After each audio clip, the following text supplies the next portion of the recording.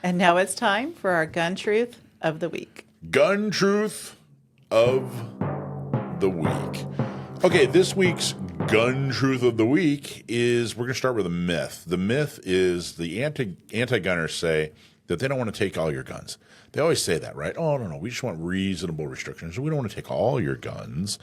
And that is a complete and total myth. I want to show a clip from candidate Obama, and he was talking to a crowd, and a guy asks a fantastic question, and Obama's answer is an example of this anti-gun myth. So let's play that clip. The good guys, why then do you and Hillary want to control and restrict and limit gun manufacturers, gun owners, and the responsible use of guns and ammunition to the rest of us, the good guys, instead of holding the bad guys accountable for their actions? And Mr. President, if I may, I'd like to use Chicago, your hometown, a city that has some of the strictest gun laws in the nation, a city that for decades and still is under Democratic control, a city that has an outrageous and even embarrassing murder rate as my first example. Why can't we round up these thugs, these drug dealers and gang members, and hold them accountable for their actions, or allow the good people in Chicago access to firearms to protect themselves? Good. All right. Well, let me, it's a multi-part question, so let me just say a couple things. First of all, the notion that I or Hillary or Democrats or whoever you want to choose are hell-bent on taking away folks' guns is just not true. And I don't care how many times the NRA says it. I'm about to leave office.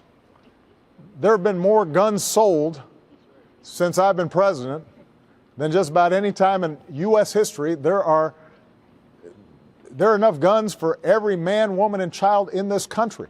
And at no point have I ever proposed confiscating guns from responsible gun owners.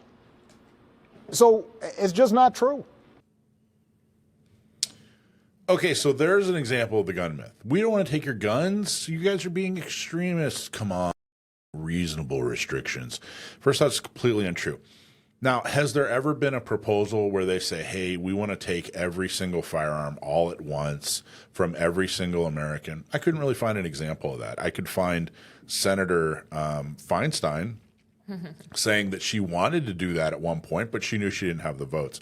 But what I can find are many examples of them taking or proposing to take types of guns.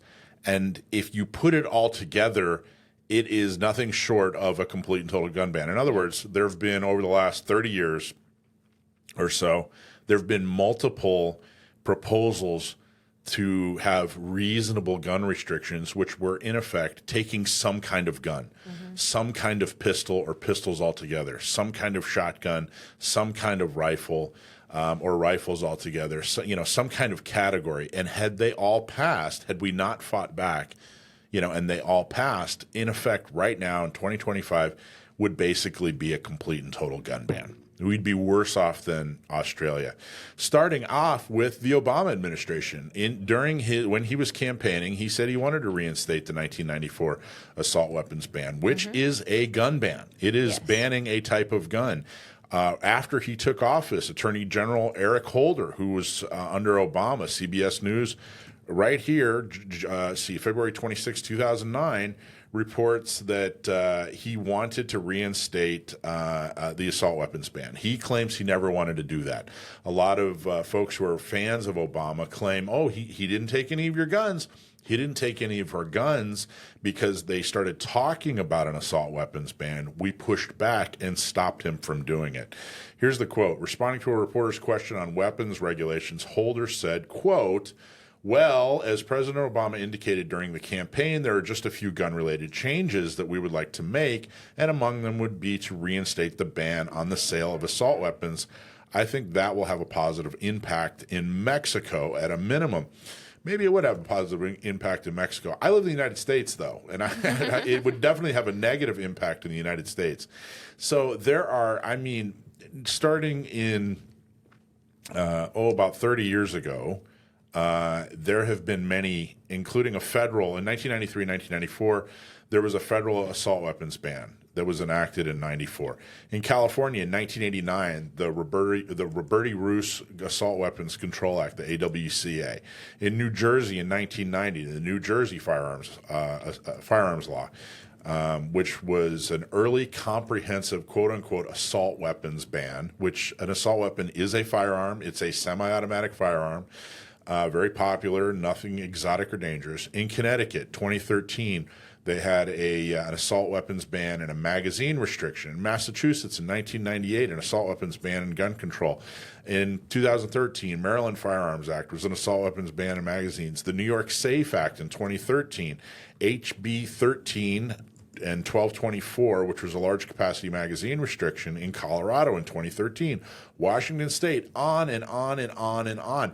I just named 9. There are dozens more that restricted, at one point wanted to restrict and completely stop the ownership of pistols altogether across the entire nation.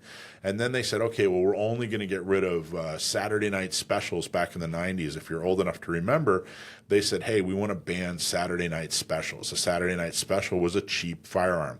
So a certain type of pistol they wanted to ban because they said it was used in crime. Over and over and over again. Then they started getting sophisticated and doing the safe handgun roster, which was a de facto ban, where they said, hey, we're not going to ban firearms, but if your firearm doesn't live up to an unachievable expectation because the technology doesn't exist, then you simply can't sell it to anybody. That's a ban. That's a ban. If all these anti-gun proposals had been allowed to stand, had they all passed, then this idea of this gun myth of, oh, well, we don't want to take all your guns, all of your guns would have been taken. Mm-hmm. And the reality is, when they look at some kind of subcategory of gun, whether it's an assault weapon, which is just a semi-automatic rifle, it doesn't perform, it doesn't mechanically differ from any other firearm. So if they can ban that, they can ban any firearm, and that's what they've tried. And that is a complete and total myth. That's your gun truth of the week, is had we allowed them, had we given even more ground than gun owners have already given, then by this time, all your guns would have been banned. Your rifles, at one point, anything with a scope was called a sniper rifle, and they were talking about banning that, which in essence is your deer hunting gun. In reality, not just essence, in reality is your deer hunting gun. So all these proposals that we fight back against, it's because in aggregate, they end up being a complete and total gun ban. They've figured out, the anti-gunners, that a total gun ban is impossible and extremely unpopular.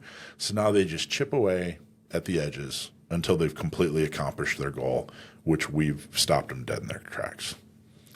So that's your gun truth of the week. What are your thoughts on that?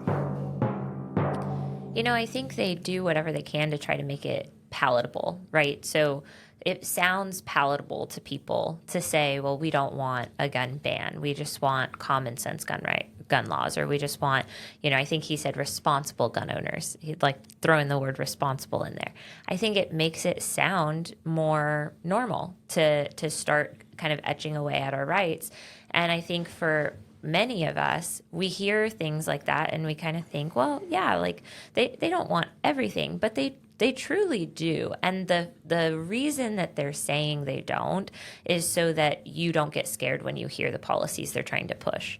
And I have had somebody tell me, straight to my face with a straight face, that she didn't want all guns taken. She just wanted all AR-15s taken. And I'm like, okay. So where does this end? Yeah. Like, if we start with ARs, like, what's next? There's never going to be enough, because they do actually want a complete and total ban of firearms. But that would sound so crazy to most gun owners that they can't say that. So they just start kind of chipping away slowly. You mean like chipping away with the Glock in California? Yep, like Glocks. Start by chipping away the pieces that they think they have easy access to get to. Yeah, I read a It becomes a statistic. slippery slope. Something like first off, like it was something like 1 in 4. I think it was even higher than that. But a huge percentage of gun owners own a Glock. So almost every gun owner out there, owns. I don't remember the exact percentage, but then what I do remember is 15% of firearms sold are Glocks. 15%. So is that a gun ban? Well, gee, we don't want to ban all your guns. Okay, Just 15% of them. there's 15%. So how many? What more do you have to do? They've already banned certain types of semi-automatic rifles in California and some other states.